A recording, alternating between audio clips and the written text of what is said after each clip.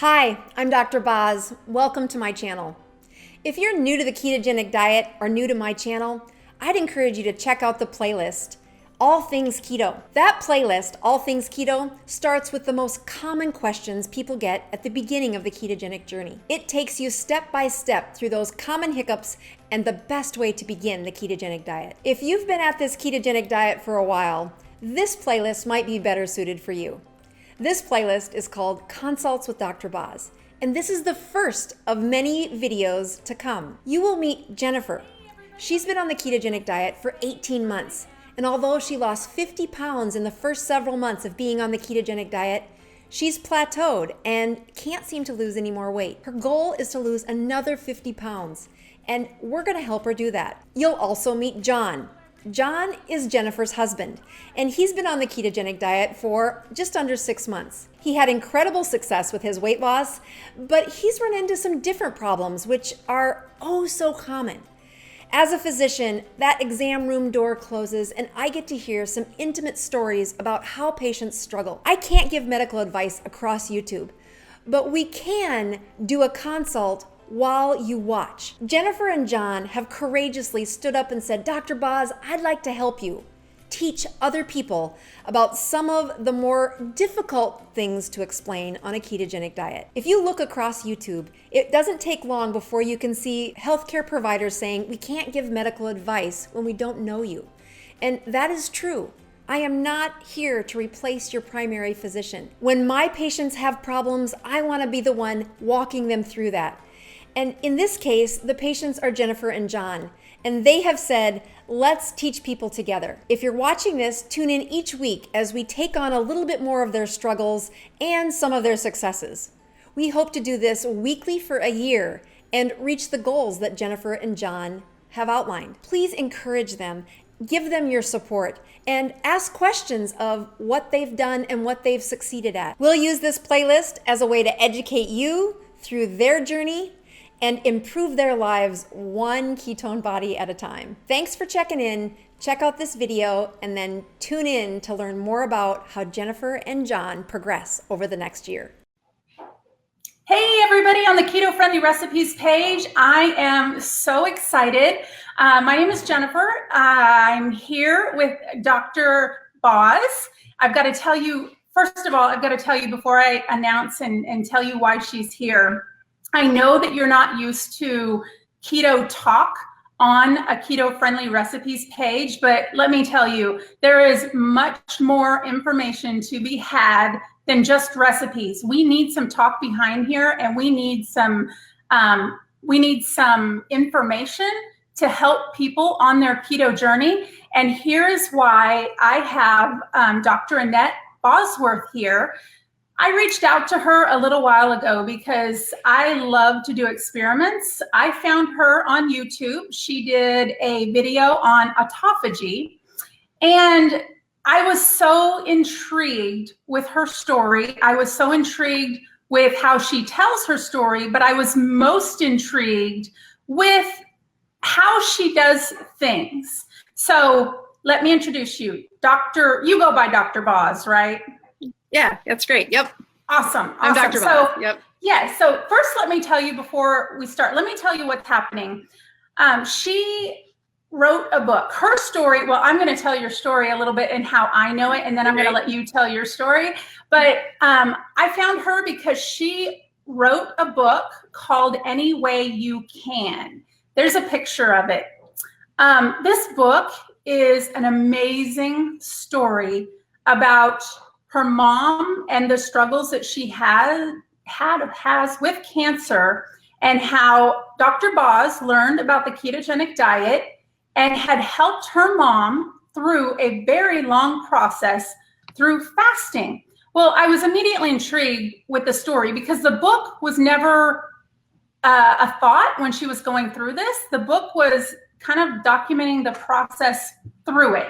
So the story in itself is what led me to her, and the book is amazing. So I'm going to let you tell us a little bit about your book, because I know the other thing is I know it's on sale because I bought it. I've had it, but I already bought it for 4 other friends today just to send it. So tell us a little bit about it. Well, thank you. First of all, Jennifer, thanks for inviting me to your page.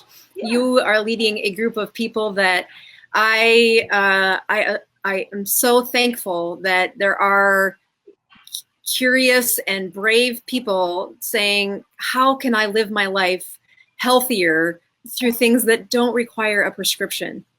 And I'm an internal medicine physician. I've been at this, seeing patients for over 20 years, and it is a rewarding job by far.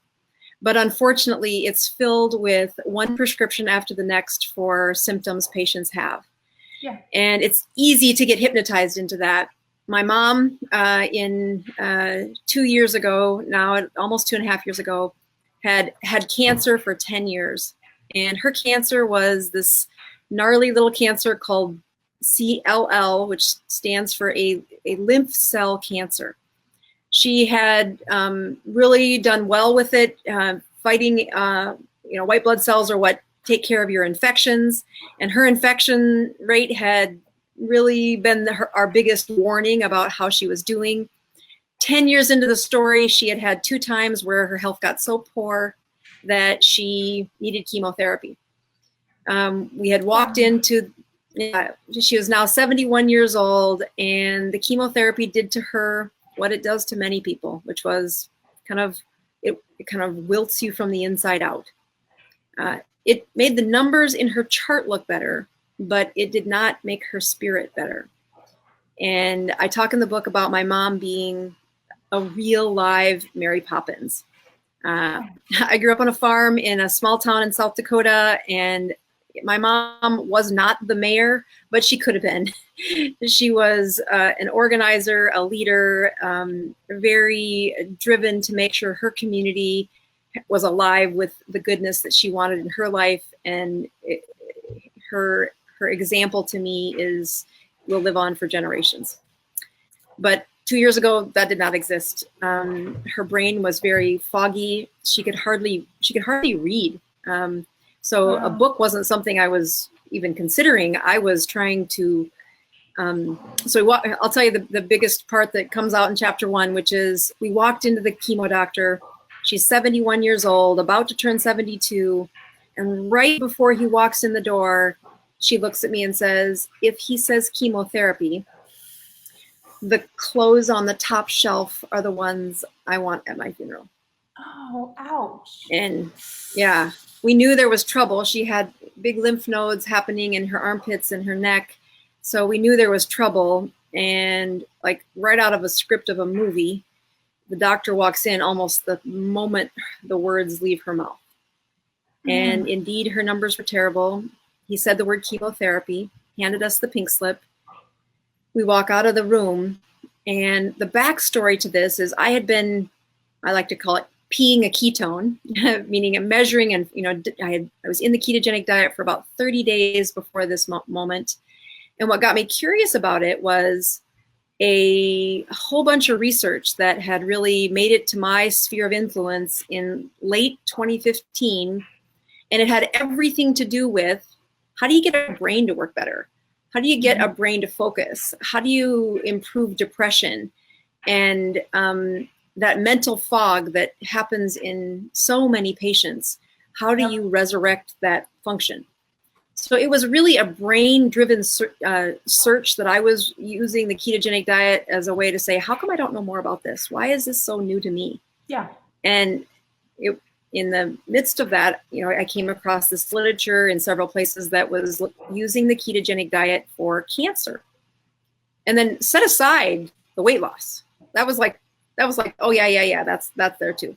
Yeah. But the 2 biggest parts that were just driving me to keep searching. I mean, I canceled clinic one day where I said, I just need to not have any more distractions. Every patient that I see from this point forward, where I don't have a good understanding of how a ketone or ketogenic state or ketosis chemistry impacts them, it should be malpractice. I should know this. So wow. I made a very poor financial decision, said everybody go home. I can't do this. I have to go sit still and study this. I've never done that in 20 years. Wow. So So here I was in the moment we're walking out with our pink slip, and I said, you know, here's this woman who is everything to me, and she was dying, and she didn't want to live. She wanted to say, forget it. And the longest she could have survived at that point was 6 months. And I said, Mom, let me show you what I would do. And it was a magical moment where she completely trusted me. And in the book, you explain that so well too, how you asked her, Mom, do you trust me? No, do you really trust me? And of course, I listened to your audiobook, and I get to hear your voice, and, you know, I hear all the emotion in it. So I feel like I went on that journey with you. So, you know, as you say the words out loud, I get goosebumps again, because the moment is so real. It's like it was yesterday, and it is. I mean, I know her life is right there. I ask, can I have permission to, you know, that's what you do as a physician. You take people's lives in your hands and you make these decisions. Yeah. But boy, when it's your mother's life, it's no less heavy, but it is more emotional. And that moment is very real, where I'm like, no, this is what I would do. And you know, I think some of the most powerful parts that I hope come out of the book are ketogenic lifestyle is easy the first couple of weeks because it's new and exciting, and, you know, people do feel better. But really, this is a chronic disease management. And as an internal medicine physician, that's what we do. We are the disease management specialists. And to do a long game, what is the long journey for somebody who wants to be on a ketogenic diet, and gets past that first little hiccup of, you know, the keto flu, and, you know, your body's first shifting.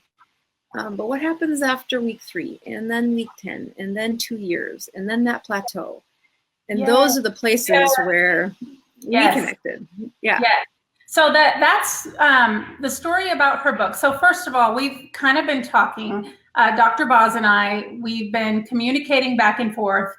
I contacted her because I feel as though she can add so much value to the keto community. And I do run the Keto Friendly Recipes page, where I do help people to cook in the kitchen and provide meal plans and provide support in that way. I also run the Low Carb Inspirations plus Keto Friendly Recipes page, plus the Beef and Butter Fast page. So I am definitely a supporter, but I brought you on specifically because there are things that there are tons of us in the group, and I'm going to say the group has probably over 500,000 people, and I hear day in and day out of struggles. So I talked with you, I asked you if you would come on, help those people who are struggling, and here's where we are. And I'm going to be completely honest with my audience for just a minute, because I have been doing keto since February 17th, 2017. Okay, I have lost 50 pounds. I am very proud of where I've come from. I will live either keto or low carb or something for the rest of my life. It has been life-changing for me. I do it for weight loss. There are people in the group that do have cancer. There are people in the group who do it because of seizures. There are so many different ways that people do keto or low carb for different reasons. I reached out to you and talked about a weight loss plateau.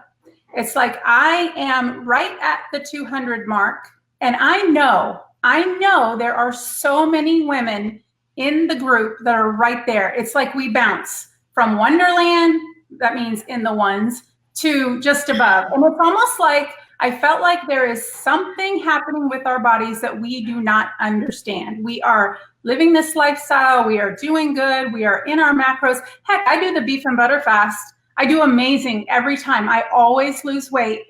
And then I go to the weekend. I'm still eating keto, not so strict. Things happen. So we, Dr. BOZ and I, she's going to consult me online in front of the whole audience. And we figured that this would be the best way for us to teach other people kind of by example. And like I said, this is way out of my comfort zone, but I'm willing because first of all, I am such a helper that I want to help people. I also want to figure stuff out. So when I can't help people, I can't help myself, and I can't help people with something I'm struggling with, I got to bring in the experts. So that's why Dr. Boz is here. And first of all, because I just had to tell her story about her book. Now, let me just also say, I've already read her book. And I'm such a busy person that I had to stay up late to read it, but it left me just wanting more. It was one of those books I couldn't put down. It's because it's packed with so much information. I know we haven't done a consult yet, but just because I've read the book, I can almost guarantee that I probably know what you're going to tell me. And I don't want to give that away. No. I don't want to, because I kind of don't want you to tell me what to do that yet. I'm going to wait for that. But the reason why I'm saying that is because I know you're consulting me, and this is not meant to be you to a doctor to the audience. It is just because you and I have a patient-doctor relationship and not anybody else. I'm bringing this on just so people can see and learn from my issues and hopefully educate them. But what I really want to say is, get the book. I think it's on sale for 99 cents this week, isn't it? Yes. It is. Absolutely. Mm-hmm. So the ebook is 99 cents. And I will tell you that, I have a following from the book, just kind of answering questions through Facebook, through, social media. And I'll tell you, I'm so far behind in the questions that I get asked that this is a great example of, it's the same questions.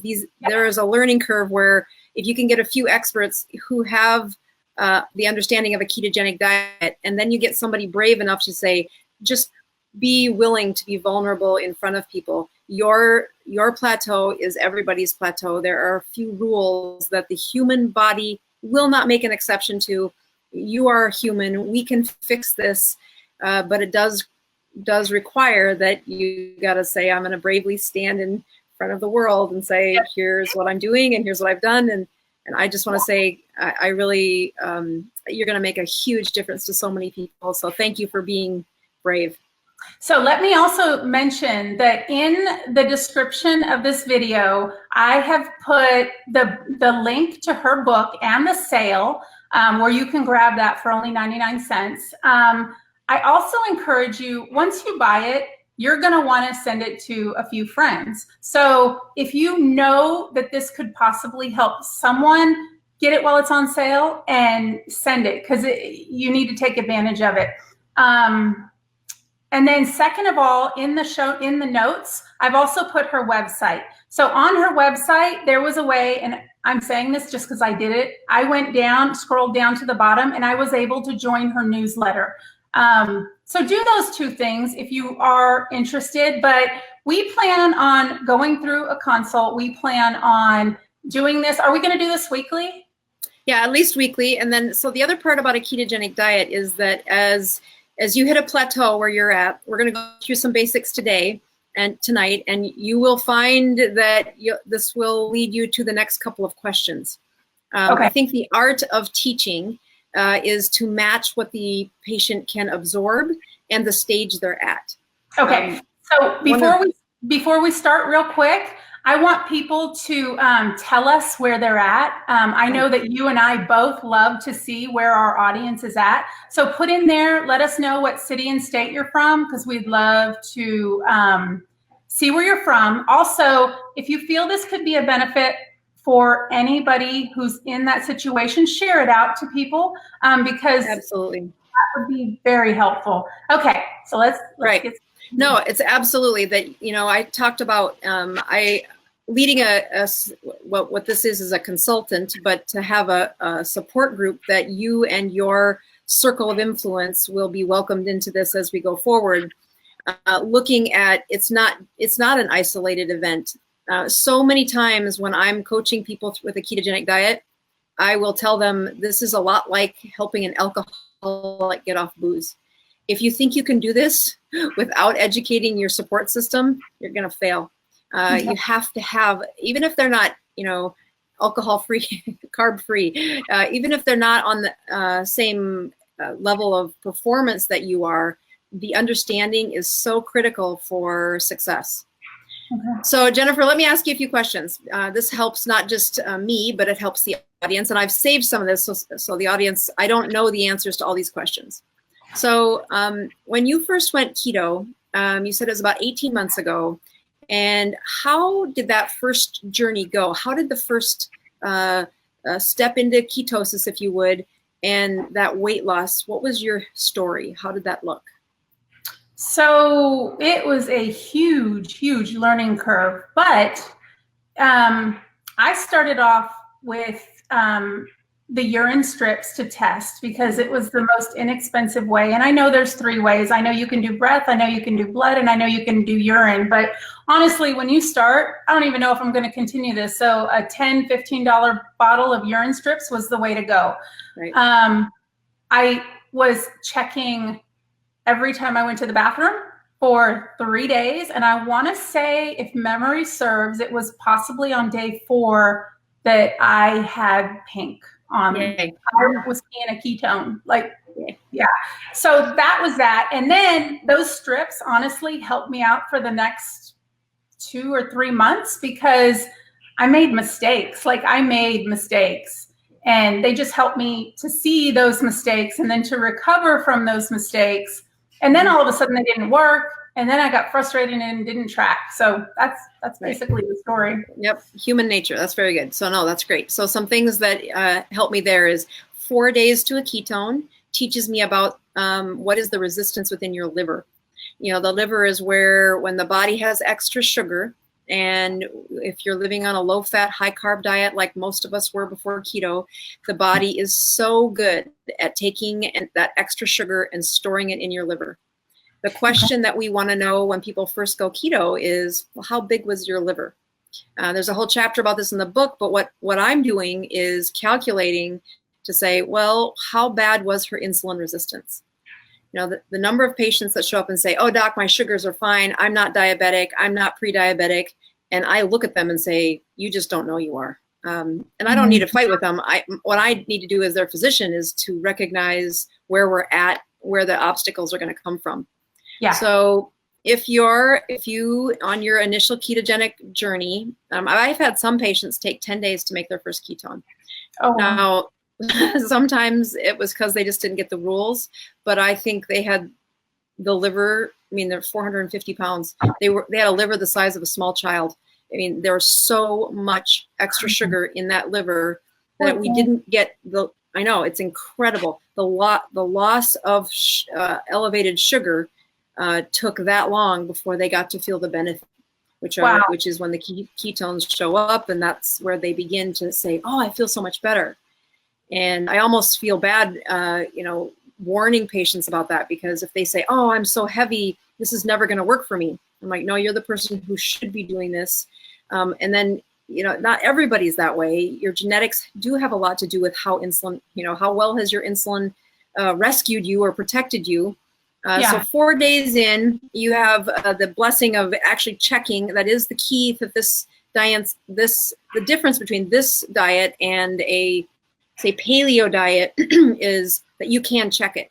And that's so powerful for me as a physician to say, just prove to me that you're following the rules enough to pee a ketone. So you start peeing on the stick, you find that, yep, there are things that you like to eat. And when you screw up, you were out of ketosis for how long before the strip would turn pink in those first 3 months?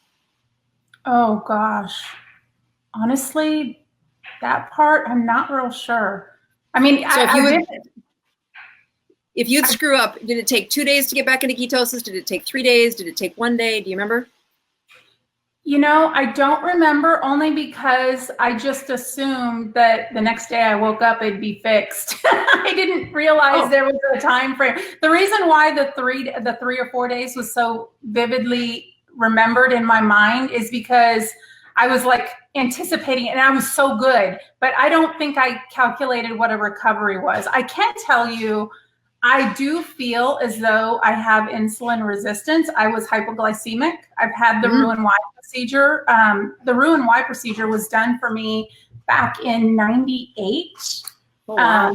Yeah, so I've always struggled with weight, but I don't have the answer to that question. That's just a little more history. But even all that history wrapped it together gives me a sense that, yep, okay, it took her 4 days to pee a ketone. When you would get out of it, it sounds like you were pretty quick within a day or so that you could feel yourself back in ketosis. You could make that pink again. The other parts are how long, tell me about the rate of weight loss. Was it 50 pounds or was it this? The first 8 days, I lost a pound a day. And I know it's water, but I was so happy to be like, I'll take it.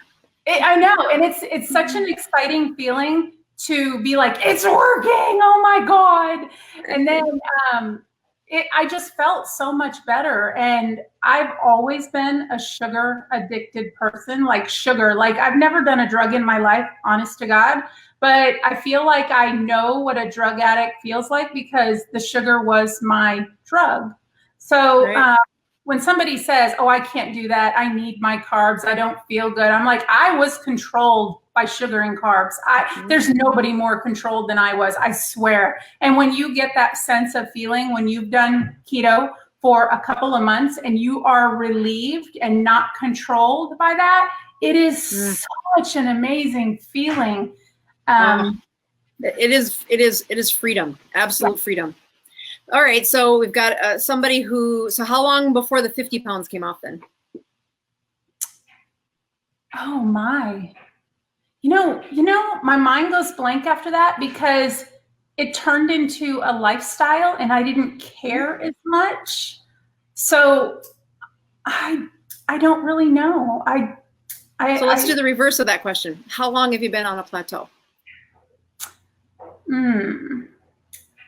I'm going to say about 4 or 5 months. And I say a plateau because I'll do the beef and butter fast and I'll do really good and I'll lose and then I'll bounce back a little bit. And I'm doing this. I'm doing the yo-yo now. So it's like if I just stayed on the beef and butter fast really strict, I would be great.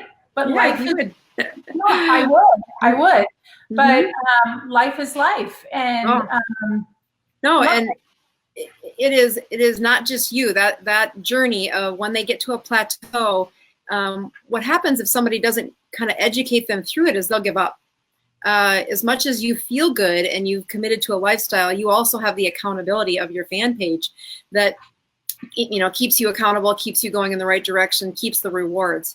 But to be at that plateau for several months says your body has adjusted. You have reset the chemistry for what is stable in your system. If you did go back to a high carb living, you would be back to insulin resistance like that. You would put on 30 pounds within a month and a half. I've seen it over and over again. I equate it to, you know, as a internal medicine physician who takes care of chronic illnesses of brains, I take care of lots of addiction. I mean, sex, drugs, rock and roll, cocaine, heroin, it's all there. And when people are in recovery and then they relapse within, you know, that brain is wired to feel good from dopamine. And when you practiced using glucose as your dopamine supply, which is, that's not a joke, that actually happens, you will launch right back into that pattern. And that, because of what your insulin did before you went keto, because you were insulin resistant, those memories are there in your system and you will put that weight right back on. So that's why I felt like that was my drug. That's a real thing. Absolutely. Oh my God. I swore I'm like a druggie. Oh my God, the sugar's my drug. It's true though. Oh, there's PET scans, functional MRIs and PET scans that show us what happens when an addict of sugar thinks about it, imagines it, has a dream about it. And it's just like a using dream for an alcoholic. We can see that there was no alcohol in their brain, but they dreamt about drinking and the dopamine in their brain fired, and it was as if they were drinking in their sleep. You know what's funny is that I remember those. I do know that feeling, but the feeling of being controlled and the feeling of how bad you feel scares me so bad that I have not had sugar since February of 2017. I have not had a piece of cake. I've not had this. Now, if you talk about sugar alcohols and keto friendly sweets, I've had those, but never where I'm not supposed to. So I think that's a bit rare, but it's because of this addiction that scares me. It should, and the best part is that once you conquer it, just like with someone in recovery, you get good at where you're at, and then life is stable. And what I really believe in the timing of the next step. So as you reached out to me, one of the things that attracted me to your story was your timing. You have a goal, you have, this target that you're working towards for next spring, and you clearly understand the diet. That's not it, but there's a few missing gaps in the teaching and in the performance, and that's really what a coach or a physician should do to help you get through those. Awesome. So let's do a couple things that just give me and the audience a little bit more about your history. Okay. When we first talked last week, we tried not to have this conversation because we wanted to do it live, but I did have you go out and get some measuring tools to do a better job of knowing what is your blood sugar and what is your blood ketones. Yeah. So, first of all, tell the audience what that meant to you. Like, why didn't you have those tools in your house before this? I didn't have those tools because I know what I'm supposed to eat. I know the foods to stay away from. I have the pea sticks, but I haven't used them forever because I don't need them. They help me get where I'm at. Although now that I'm stuck, I'm like, do I eat beef and butter? Do I do just absolutely super strict keto all the time and try it, or I'm just really trying to do this? But you had me get a blood ketone meter and a blood glucose meter. And of course, I'm a research person, and I chose what did I choose? The 4-6. Yep. I didn't put that, by the way, I didn't put that meter in the notes, but I will go back and put that in there because it is the only meter that I found that does glucose and ketones in the same meter. Like, you don't have to have 2 meters, and it's got this neat Bluetooth thing. So I ordered it. I got it just 3 days ago.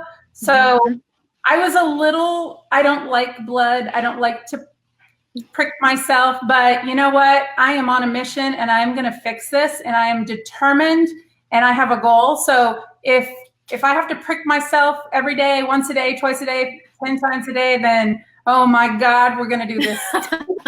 So here's the good news is that timing, okay? I don't introduce blood checking to the newest keto. A new keto patient, I have urine strips, we have behavior, we don't count calories, we count carbs, and we look at blood pressure, we look at the things that are easy and not inflicting of pain. Going to the next level where you're at, again, it's about timing. So you're committed and you're also stuck. The solution is going to be unique. It's going to have a general theme. This is going to be what happens to patients, but you'll know exactly how to get out of this stuck by looking at your numbers. So the first thing, when you first poked your finger, how bad was it? How bad was it? Yeah, okay, you're going to laugh because on this meter that I have, it has a dial, and I had it on the littlest dial, and I didn't even poke myself to get blood. I know, like, I'm a big chicken. So then I had to move it to number 2, and it's literally just like a little, I don't even think it's a bee sting. It's probably like a little antibite or something. It's not bad. It's a psychological thing that happens. Right. Yeah, well, you can have some insights to me as a mom that I make my boys. I have 3 sons. I have a foreign exchange student, and you can't live in my house without having your blood sugar checked at least a couple times in a month. And so if we're having an argument and I need to settle a score, I'll say, if your blood sugar is better than mine, then you can go.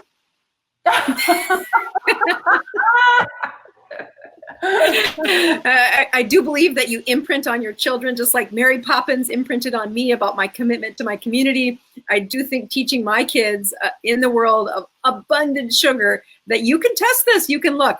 But I'll tell you that fear of poking yourself Yeah, they go in waves. Some months they're very brave and they do just fine, and other months you're like, oh, we've regressed.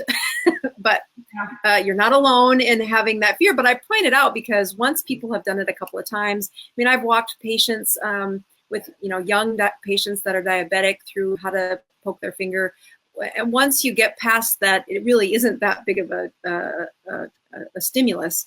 But the power of knowing where you're at, you won't have to do it forever, but it really is the key to accountability on how you're doing. And we start by saying, well, what would kill you? And the answer is chronic use of Lantus insulin. Your body has gotten used to that 38 units. And, make sure you know how to check your blood sugars because the answer is in the sugars. But when you cut those carbs down to 20, within a day, you'll see those sugars drop down, which means you need to cut back on that Lantus. So we make sure that the patient's ready.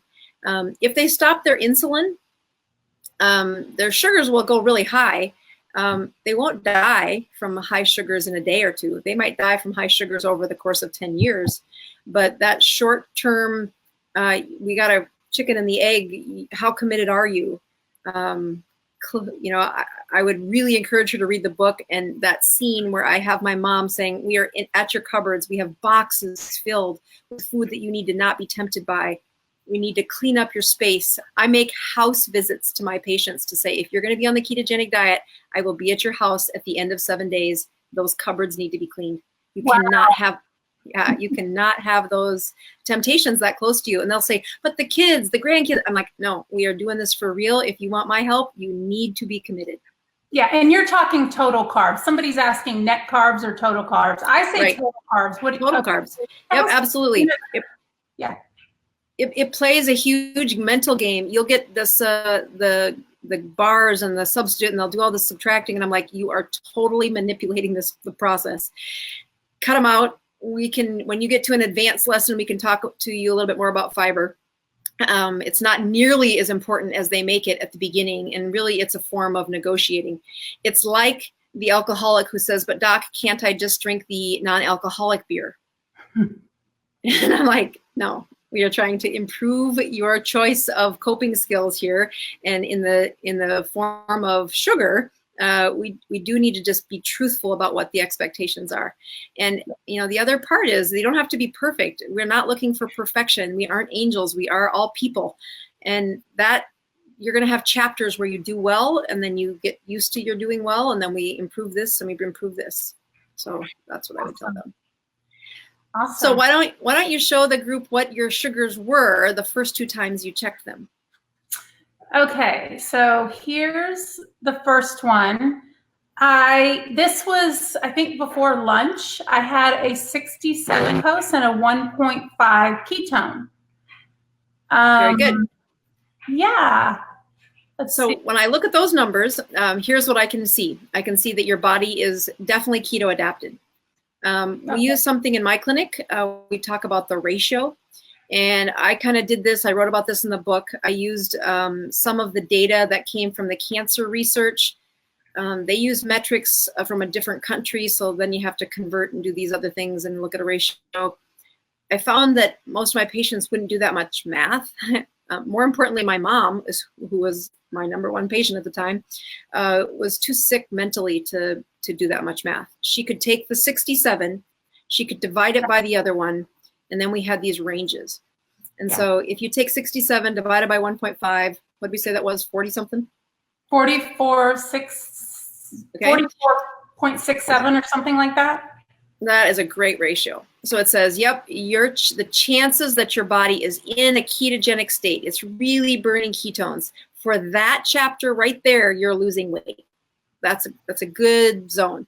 When that ratio is somewhere between 40 and 80, good job. The closer to 80 you get, the less confident I can be that you're losing weight. And that's my next one. Let me see if I can add this up here. So that's my next one. Is I fasted. This was a morning fasting. I don't understand how I eat so well during the day, and I seem to be well during the day, but I go to sleep and then I wake up with these like barely in ketosis and 80 glucose. Like what? Well, so let's be clear. A blood sugar of 80 when you wake up is a great sugar. It's not bad. Ketones of 1.0 are also a very good sign that you're in a ketogenic state. Okay. Now, that ratio, though, does give us a hint that there is insulin resistance present. Okay, so what will be telling is if you get a chance to go to my Instagram and look at my blood sugars. I do this for my patients. I think that the example of posting my sugars and my ketones has been a huge learning curve for patients, that I am a healthy 47-year-old woman that has blood sugars over 100 sometimes. And it is because I did spend a chapter of my life insulin resistant as well. And that will come back as soon as you start teasing those blood sugars with too much of a job. But let's go back to that 80. So you got up in the morning, and what time did you check that blood sugar? I vividly remember that was 7 o'clock. Okay, and how long had you been awake before you checked the blood sugar? Probably 15 minutes. Okay, so I'm going to coach you that the next time you check a blood sugar in the morning, it tells me so much if you can get that very first blood sugar right away when you wake up. I put the kit next to the toilet because I sit there and say, okay, don't spend too much energy, because as soon as your body is churning, in fact, if you have that, I wake up, but I kind of fall back asleep. That part where you wake up, if you can just wake up enough to check your sugar, even just once or twice, it would be great to see what is the sugar before all that cortisol gets moving around. Cortisol is one of our stress hormones that wakes us up. And as soon as the cortisol comes into the system, it rises the blood sugar. The blood sugar is going to come from storage, whether that's a muscle cell or a liver cell. It depends on what's got the access. But most of the time, even in ketosis, it's going to come from liver cells that have extra sugar stored in it in the form of glycogen. So then the next question that's really important for that discovery is, what time the night before was the last time you put anything in your mouth besides water? Okay, so I know for sure that I had a very busy day and I ate late. So I'm going to say, I think I ate dinner really late. Like, I never eat this late. It was probably 9, and then I probably went to bed at 10. When you said you had a plateau, and then you said you had been in ketosis for a year and a half or whatever, if I could have profiled you and told you what the expectations are for the mistake you're making, 9 out of 10 people are making the exact same mistake that you're making. Mm-hmm. That mistake has to do with what time did you eat last night, and then what is the time that you wake up in the morning. So again, we're looking at the word fasting, and the fasting isn't a word that a lot of people like to use, but that's what we do every night. We break our fast with the morning meal usually, and that first blood sugar in the morning tells me how well your body emptied out the liver while you were sleeping. But if you've been a woman who's had children and had a weight problem to the point where somewhere in your 20s you did something as bold as saying, let's have a surgery to fix this, so this is not a new problem. Your cells are very used to adapting and adjusting to your chemistry. And after 18 months of ketosis, you've kind of been in this plateau. And I would contend if we were watching very closely, your plateau probably happened, I would guess, at about a year. Sometimes it's sooner, but they do a good job, then they don't. Or maybe butter and beef fasting helped you. Because that fasting of sugar from bedtime to morning says you need a longer period of time between meals. Okay. Yeah, and you won't get the answer to that unless you're checking your sugars. Because if you change nothing else about what you were doing, and you checked about 3 or 4 more sugars, I would contend that you're going to find some of the blood sugars above 100. Mm-hmm. And it has everything to do with what is the length of time that you went without any calories. And I mean, no black coffee, no tea. I need, what are the hours that you have only water, that no medications, no supplements, just water only. Okay, you can have salt. Well, that makes a lot of sense, because I feel like I am on this array of supplements, which, by the way, I stopped all of them because I'm so freaking messed. I can't stand taking pills. And I heard in here something about if you were healthy, you don't need the supplements. And that makes total sense, though, because here I was taking all these things first thing in the morning, and then having my coffee and having the stuff. It's just like, and then before you go to bed, there was afternoon supplements. So that kind of makes sense. It's real. So the first thing I would do in your next step is to say, your zone for no calories needs to be 12 hours. Okay. And I would highly encourage that you don't move the morning meal, that you move the evening meal. So what's the first time you start drinking coffee, even if it's black, coffee in the morning? 7 a.m. Yeah, Okay. I could stretch that, though, a little bit. You know, it's the funny thing, that 12-hour window always happens on the beef and butter fast, because I wake up, I have coffee. This is for real. I wake up, I have coffee, I eat the beef and butter for lunch, and then I get a little hungry again, I think at like 3 or 4, and I am done the rest of the day. And I'm like, if I can have anything else that's good and I can only have beef with a fat or whatever, I don't want anything else. So that naturally happens on that fast challenge that we do. And well, that's interesting. Would you like me to explain the chemistry of what's happening on your butter fast, your beef and butter fast? Yes. Oh my gosh, yes. When you told me you did that, I'm like, oh, that's so nice. Oh, she figured that out without any biochemistry textbook. Good job.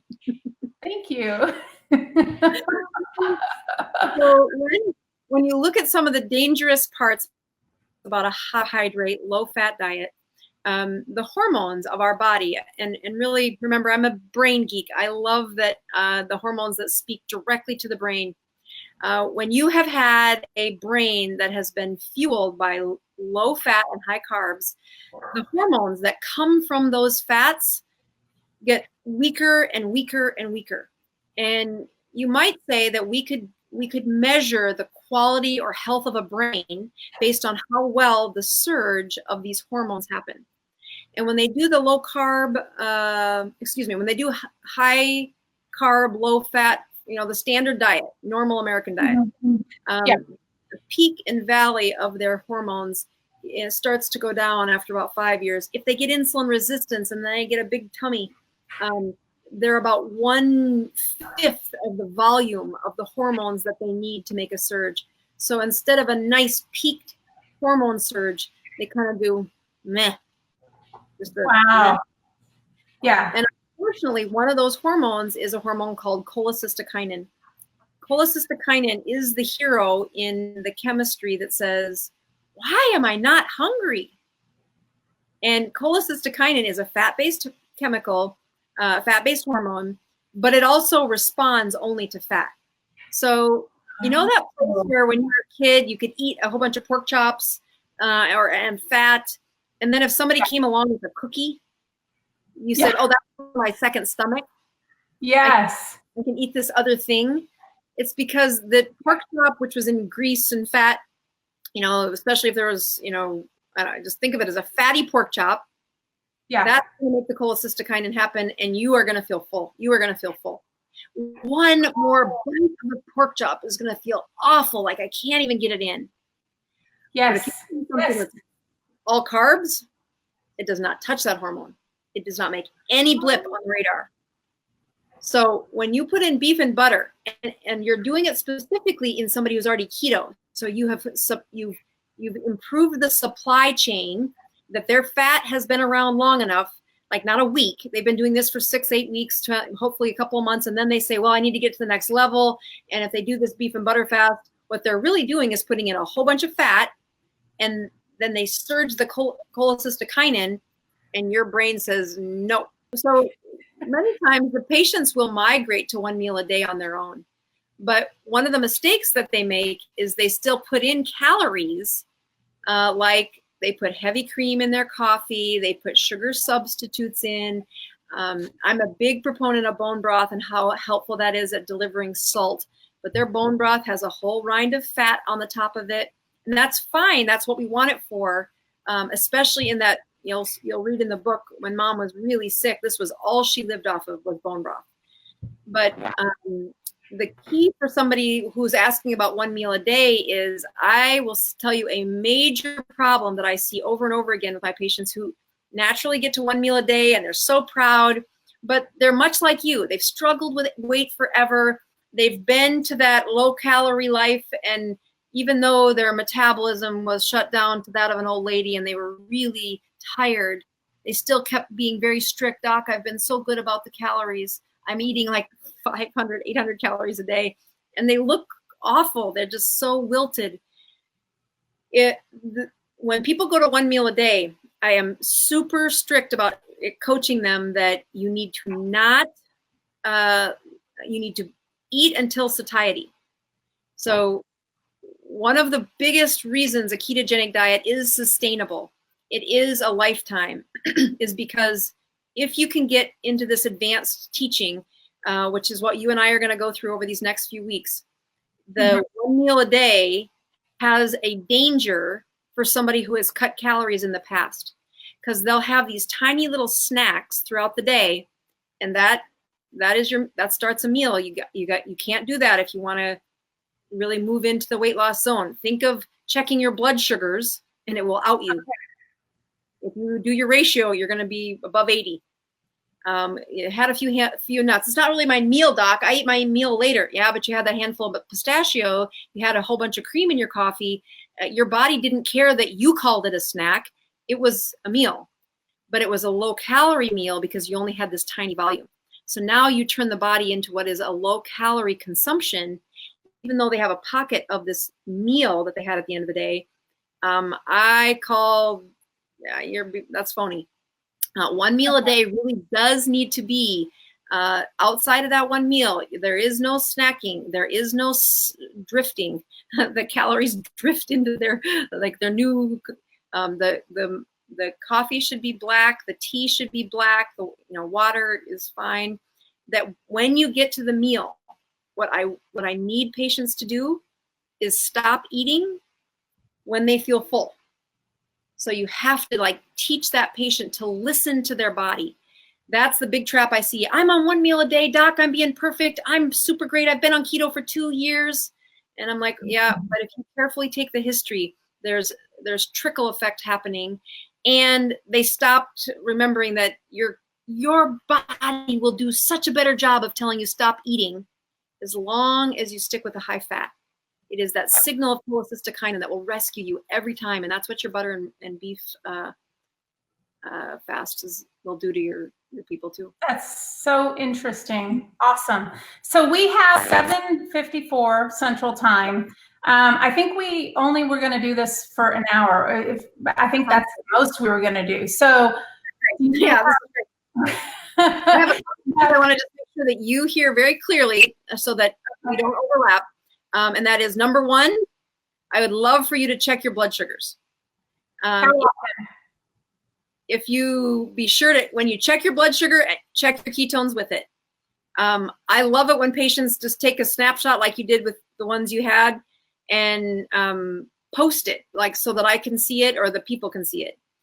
Not only are you going to be accountable to all of your support system, but I do it too. I do it every week just to kind of show patients, this is what I do, this is what the numbers do. It always sparks education for people. But as you move to this new layer, we're not asking you to do this long 72-hour fast. But what we are asking you to do is get morning fasting sugars. And for the next week, I want you to be really good about checking them and posting them first thing in the morning. So don't worry about the rest of the day. Just check first thing in the morning. And the second thing I want you to do is in the morning, I want you to tell me what was the last moment calories went in your mouth. Got it. So I tell you what I'll do. Since you post yours on Instagram, and you can, I'll post her Instagram link, because you can search Dr. Boz and it'll say Dr. Boz, Annette Bosworth, and follow her on Instagram. I will start posting mine every time I'm on Instagram, and then I will note on there the last time I ate. And so there's another question. What about sweeteners like stevia? I was fasting and still using these in my coffee. Don't you say no to those sweeteners when fasting? Because it doesn't trigger insulin, but it's still. There's several hormone things that happen when they do that. And what I've learned is if you're in a plateau, I'm only asking you, Jennifer, to fast for 12 hours. If outside 12 hours, you still need your sugar sweetener, we can do that.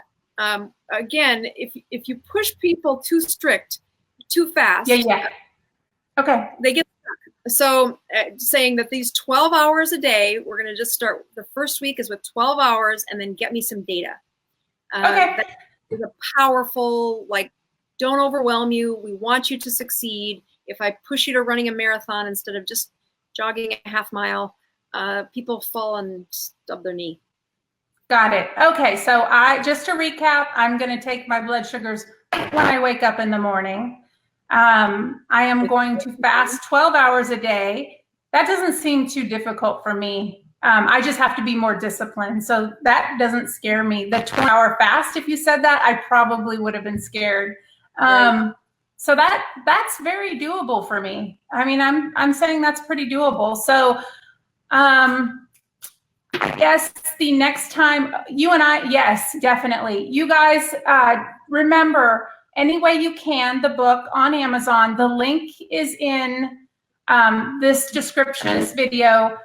Do your friends a favor, share it with them, because this book, I don't think will ever be 99 cents again. And really, it is close. I can tell by listening to the audio version of the book, this is close to her heart. It is the most authentic talk and the most real story that will captivate you, and it will teach you. I feel like I kind of already know, because I've gone through the book, and I'm going back through it again. And I've ordered the hard copy so that I can go, because you mentioned that there's chart there and stuff that I really want to see. So I have the audio, I have the Kindle, and I have the hard copy. But just because I like to hear it on the go when I'm busy. I want to go back and reference it when I need something. And you have all these calculations in there. You have tips in there. It's really good. I'm very happy with the book. I don't normally talk so strongly about a book, but I really do. That's why I contacted you.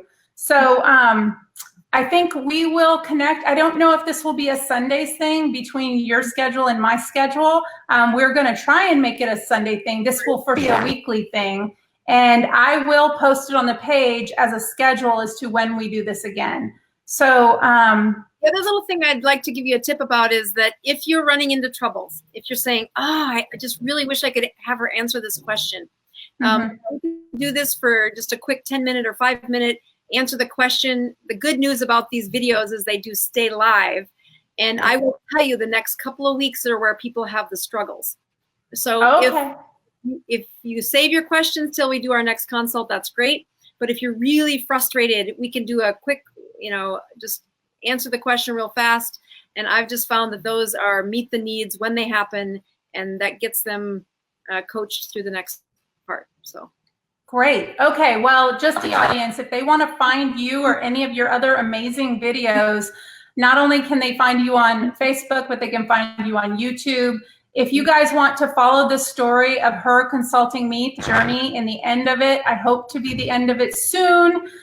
We will continue that here. It's going to be, I know it's going to be a process, and we hope to teach you guys as I'm learning too. So thank you so much, Dr. Boz, for being on. I really appreciate it. I appreciate your time. I know you're helping lots of people.